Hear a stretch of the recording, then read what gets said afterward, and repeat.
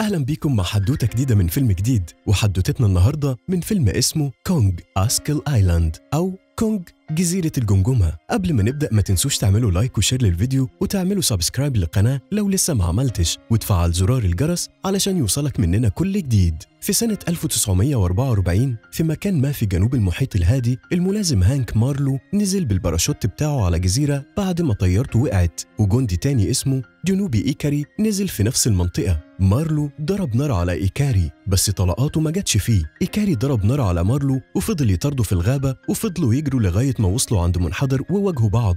إيكاري كان قرب يجرح مارلو بسيفه، بس مارلو قدر يبعد السيف عنه. إيكاري بعد كده جاب مارلو على الأرض وكان هيقتله لولا إن إيد قرد عملاقة ظهرت. بعدها الاتنين شافوا قرد ضخم بيظهر قدامهم. في سنة 1973 في مدينة واشنطن، المسؤول الحكومي بيل راندا وعالم الجيولوجيا هيوستن بروكس راحوا يقابلوا السيناتور ويلس علشان يستلموا تمويل لبعثة استكشافية لمنطقة مكتشفة حديثا اسمها جزيرة الجمجمة. بس ويلس ما كانش متحمس قوي للفكرة، لكن راندا أقنعه وقال له إن محتاج حراسة عسكرية. كتيبة أسكا ديليفرز اتجمعوا في يومهم الأخير قبل ما يروحوا بقيادة العقيد بريستون باكارد.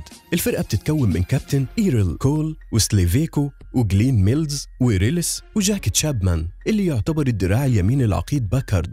العقيد باكارد بتجيله مكالمة عن الرحلة الاستكشافية وبيقبل المهمة بكل سرور. راندا وبروكس بيروحوا بار وبيقابلوا هناك قائد الخدمة الجوية الخاصة السابق جيمس كونراد. مستر كونراد بيهاجموا اتنين من زباين البار اللي بيقولوا انه بيغش في لعبة البلياردو بس بيهزمهم بسهولة. راندا لما شاف مستر كونراد وهو بيضرب اتفاجئ من قوته وقال لبروكس انهم لقوا الراجل اللي بيدوروا عليه. كونراد قعد مع راندا وبروكس علشان يسمع خطتهم، ولما بيعرفها بيطلب منهم فلوس اكتر وبيقول لهم ان الرحلة دي ممكن تشكل خطر على حياتهم بسبب ظروف المناخ الكائنات المفترسة. في أوضة ضلمة كانت المصورة الفوتوغرافية المناهضة للحروب ماسون ويفر بتعالج الصور اللي صورتها في حرب فيتنام. بتجيلها مكالمة تليفونية بتدعوها إنها تنضم للرحلة الاستكشافية، فبتروح على القاعدة العسكرية علشان تقابل العقيد باكارد وجنوده، بالإضافة لمجموعة من العلماء من شركة لاندسات، وكان من ضمنهم صديق بروكس عالم الجيولوجيا سان لين وموظفين شركة لاندسات فيكتور نيفز وستيف. ماسون ويفر كانت عندها تحفظات على الرحلة وكانت حاسة إن القوات العسكرية بتخطط لحاجات مش كويسة. بروكس شرح لهم المهمة وقال لهم على الحاجات اللي بيأملوا إنهم يلاقوها في جزيرة الجمجمة.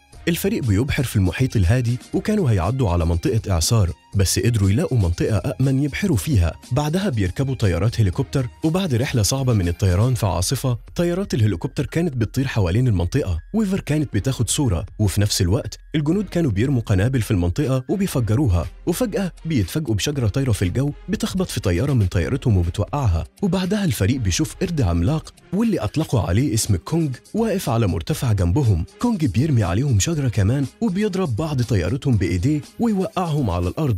ووسط ألسنة اللهب اللي نتجت عن تحطم الطيارات، باكارد والقرد تبادلوا نظرات التحدي في نفس اللحظة. باكارد بيرفع السلاح على راندا وبيطلب منه يقول له إيه السبب اللي خلاهم يقوموا بالرحلة دي. راندا اعترف له إنه كان عارف بوجود وحش زي كونغ، بس كان محتاج يقدم إثبات للمنظمة اللي هو شغال فيها مونارك. كونراد وويفر وسليفيكو ونيفز وبروكس ولين اتحدوا في مجموعة، وفي نفس الوقت كان راندا وباركر وميلز وكول وجنود تانيين بيدوروا على تشابمان اللي كان معاه معدات وذخيرة كافية كان باكارد عاوز يستخدمها علشان يتغلب على كونغ. الجنود كانوا ماشيين في غابة من الخيرزان، واحد منهم فجأة وقف ولقوه اتصاب بساق خيرزان في بقه، ولما بصوا فوق منهم لقوا عنكبوت عملاق بيهاجمهم. العنكبوت رفع ميلز بشبكة وبقية الجنود ابتدوا يقطعوا في رجول العنكبوت. ميلز حرر نفسه منه وباكارد ضرب نار على العنكبوت لحد ما قتله. تشابمان كان لوحده على ضفة نهر وشاف كونغ ماشي ناحية النار وهو بيبص على جرح في ايده سببته طلقة طلعت من الطيارة. كونغ بيشرب من النهر وبيشوف اخطبوط عملاق وبيشبك في رجول الاخطبوط، وبيبتدي كونغ يهجم عليه وياكله، وبعدين ابتدى يسحب جثة الاخطبوط لبعيد. المجموعة اللي مع كونراد هجمت عليهم قبيلة من سكان الجزيرة لحد ما جالهم مارلو وأكد للمجموعتين إنهم مش مؤذيين لبعض. مارلو بيشرح للمجموعة إنه عايش على الجزيرة دي بقاله 28 سنة، وإنه عارف حاجات كتير عن سكان الجزيرة وعن الجزيرة نفسها، ودعا المجموعة إنهم ينضموا ليه. وبيحكي لهم إن سكان الجزيرة بيعتبروا كونغ إله لأنه بيحميهم من المخلوقات اللي كانت تحت الأرض واللي فضلت تقتل فيهم وفي عيلة كونغ لمدة قرون طويلة. وقال لهم إن المخلوقات دي اسمها زحف الجزيرة، وإنهم كانوا تحت الأرض لحد ما الانفجارات صحتهم تاني، ولو حاجة حصلت لكونج المجموعة دي من المخلوقات هيسيطروا على الجزيرة كلها. وبيكمل مارلو وبيقول لهم إن المجموعة اللي خرجت منهم هم مجرد أشبال، وإن المجموعة الأخطر والأضخم منهم ما زالت تحت الأرض. تشابمان ما زال لوحده في الغابة قاعد على جذع شجرة، بس فجأة الجذع بيتحرك وبيكتشف إنها حشرة عملاقة. تشابمان بيضرب نار عليها بس هي ما بتهاجموش وبتسيبه وتمشي، وبعد ما بتمشي بيهجم عليه مخلوق تاني ضخم من زاحفي الجزيرة وبيقتله. ويفر بتشوف بقرة محشورة تحت حطام طيارة من طيارتهم وبتحاول ترفعها من عليها علشان تنقذها، بس بيجي كونج بيرفعها وبيحرر البقرة، وبيبص لويفر بسرعة وبيسيبها ويمشي. كونراد بيقول لمارلو إنهم ناويين يكملوا رحلتهم لحد نقطة الملتقى في الجزء الشمالي من الجزيرة في خلال 3 أيام، بس مارلو بيقول له إن الرحلة دي مستحيل يمشوها على رجليهم في 3 أيام بس، وبيوافق إنهم يدلهم على الطريق المناسب للوصول. مارلو بيودع أهل الجزيرة وبيبحر بالفريق في قارب. بعدها بشوية بيجي طير مفترس بيخطف نيفز اللي الطيور بتتلم عليه وبتقطعه في الجو. مارلو بيقود المجموعة للمنطقة المحظورة واللي كانت مكان لمعركة ما بين جدود كونج وزاحفي الجزيرة، وكانت بقايا عائلة كونج الضخمة موجودة على الأرض.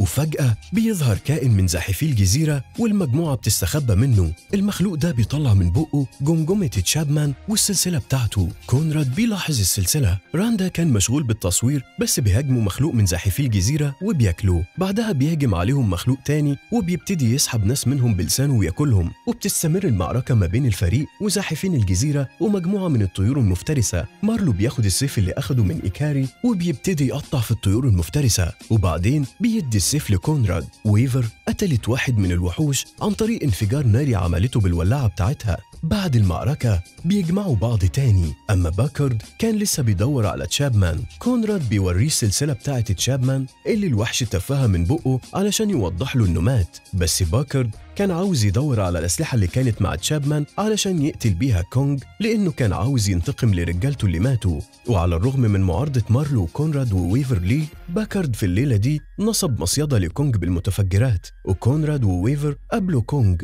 بس ويفر قربت له وحطت ايدها على خده وهو ما هاجمهاش وبانت على وشه علامات الطيبة، بس باكارد استدرجه وفجر نار عليه وحرق له الفرو بتاعه. وفي وسط الحريقة دي كونج داس على ستيف وقتل راجل كمان. باكارد كان مستعد انه يفجر فيه شوية متفجرات كمان، بس كونراد وويفر حاولوا يوقفوه ونجحوا يقنعوا بقية الجنود انهم محتاجين كونج علشان يحمي الجزيرة من الوحوش. بعدها بيظهر اكبر وحش شافوه من تحت الارض. الفريق كله كان بيجري منه. باكارد بيفضل ورا علشان يفجر المتفجرات، بس كونج بيمسكه بقبضته وبيكسر عظمه. الفريق كله وصل لحد النهر وكان الوحش بيدور عليهم. كول فضل واقف علشان يضحي بنفسه ويفجر نفسه في الوحش، بس الوحش بيضربه بديله وبيطيره بعيد لحد ما بيخبط في حيطة وبينفجر بعيد عنه. الوحش بيجري ناحية المجموعة لغاية ما كونج بيظهر وبيضربه. ويفر بتضرب الوحش بمسدس مضيء. كونج بيسحب الوحش وبيخبطه في الحيطة، ومن أثر الضربة ويفر بتقع في النهر. كونج بيستخدم مروحة مربوطة في سلسلة جنزير وبيضرب بيها الوحش، وبعدين بيضربه بقبضته في زوره. كونج مد إيده في النهر وطلع ويفر، بس الوحش ما ماتش وهاجمه تاني وكمل قتاله مع الوحش ودخل إيده جوه زور الوحش وسحب أمعائه. بعدها كونج حط ويفر جنب كونراد ومشي. اللي نجوا من الفريق بيركبوا القارب تاني، بيشوفوا 3 طيارات هليكوبتر جايين ناحيتهم، ومن بعيد كان باين كونج وهو واقف بشموخ بيضرب ايده في صدره وبيزقر بصوت عالي وكأنه بيعلن حمايته للجزيرة. بعدها بنشوف فيديو لمارو وهو بيرجع تاني لبيته في شيكاغو، وهناك بيشوف مراته تاني وبيقابل ابنه الكبير وبيقعد يتفرج على ماتش بيسبول وقدامه ازازة بيرة وهوت دوج. بعدها بنشوف كونراد وويفر قاعدين في أوضة تحقيقات في منظمة مونارك، وبيدخل لهم بروكس ولين اللي بيقولوا لهم ان كونج ما كانش ابدا الوحش الوحيد اللي على الجزيرة دي، وان العالم ده ما كانش طول عمره عالم البشر وبس. بروكس بيطلع لهم شوية ملفات ومنها خريطة لطوكيو، وبعدين بيوريهم عرض تقديمي على الداتا شو. العرض كان عبارة عن مجموعة بتروح لكاف، وهناك بيلاقوا رسومات لمجموعة من الوحوش زي الموزرا وكينج جيدورا ورودان والجودزيلا. وآخر حاجة بنسمعها في الفيلم هو خليط من زئير كونج والجودزيلا. لو عجبتك الحلقة دوس لايك وشير، وما تنساش تعمل سبسكرايب لو انت مش مشترك في القناة، وتفعل زرار الجرس علشان يوصلك مننا كل جديد.